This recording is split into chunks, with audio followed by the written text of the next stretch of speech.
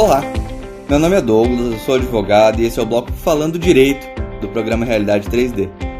Hoje vamos falar um pouquinho sobre como funciona essa história de calamidade pública. Hoje o Brasil se encontra no estado de calamidade pública em razão do Covid-19, um novo coronavírus. E volta e meia a gente ouve falar na TV, lê sobre na internet, mas o que isso significa? Bom, o estado de calamidade pública acontece quando temos um desastre, que pode ser natural ou não, que cause danos graves à comunidade. Para ser considerado estado de calamidade pública, precisam ter danos de pelo menos 2 entre esses 3 tipos. Humanos, ou seja, a vida e a segurança da população. Materiais, ou seja, grandes prejuízos financeiros ao governo ou prejuízos privados, tem limites mínimos nesses casos. E por fim, ambientais.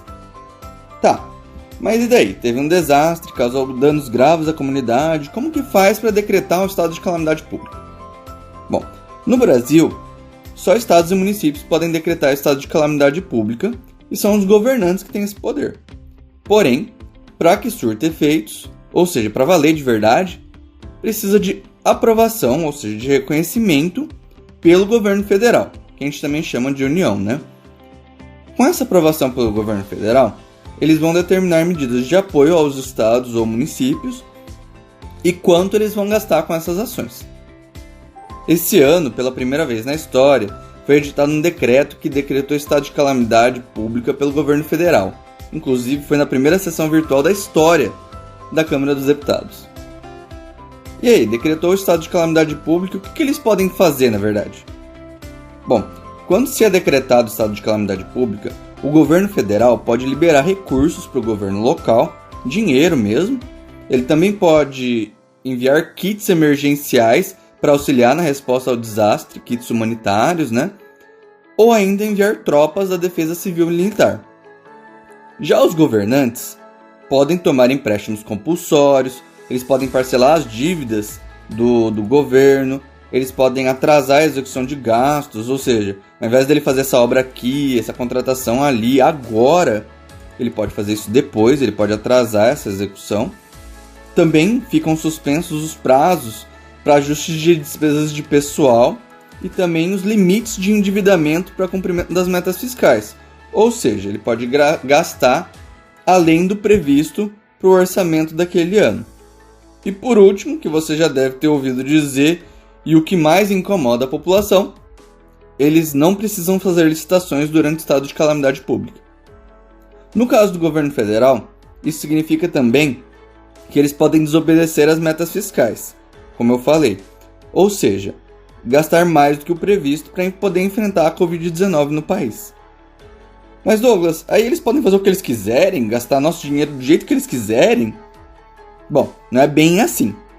A lei de responsabilidade fiscal ainda continua valendo, ou seja, apesar de eles não precisarem fazer licitações, poderem gastar mais do que o previsto, eles ainda precisam fazer orçamentos, prestar contas. Todos esses gastos eles têm que ser efetuados com transparência. Inclusive tem o site, o portal da transparência dos municípios, dos estados e do governo federal. E ainda tem que haver um controle. E se eles infringirem alguma norma dessa lei, eles podem inclusive serem presos. Só que isso não impede todo mundo, mas é bom saber que não é tão livre assim, né? E o povo? Que diferença faz isso para a população? Em alguns casos, sempre por meio de lei, pode ser liberado o saque de parte do FGTS. E isso é uma coisa que tem acontecido hoje em razão do Covid-19, né? Tá, mas e aí algumas pessoas podem se perguntar. Eu já ouvi algumas cidades que não era estado de calamidade pública, era estado de emergência. Tem diferença?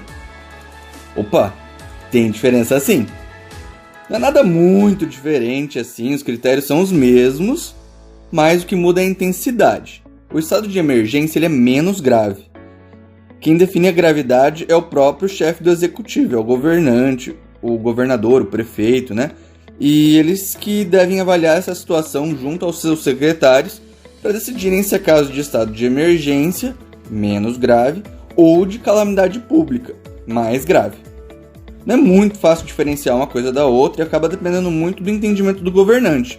Mas o fato é que no estado de calamidade pública, a capacidade do governo local de agir fica muito comprometida, ou seja, sozinho ele não consegue resolver o problema. Então ele precisa do governo federal para ajudar, das formas que eu já expliquei. E aí, ficou um pouco mais claro agora? Se você ficou com alguma dúvida, pode mandar pergunta pelas plataformas do programa Realidade 3D. Se tiver alguma sugestão de tema, pode mandar que nós ficaremos muito felizes em considerar para os próximos episódios. Bom, foi legal enquanto durou, mas chegamos ao fim do nosso primeiro episódio do bloco Falando Direito no programa Realidade 3D. E semana que vem iremos falar sobre o que acontece com quem recebeu o benefício emergencial sem ter direito. Ficou curioso? Fica ligado que semana que vem tem mais programa Realidade 3D. Se gostou do conteúdo, não se esqueça de compartilhar com seus amigos e acompanhar nosso conteúdo no YouTube, no Instagram e nas melhores plataformas de áudio. É só procurar por @Realidade 3D. Abraço e até a próxima. Espero lá.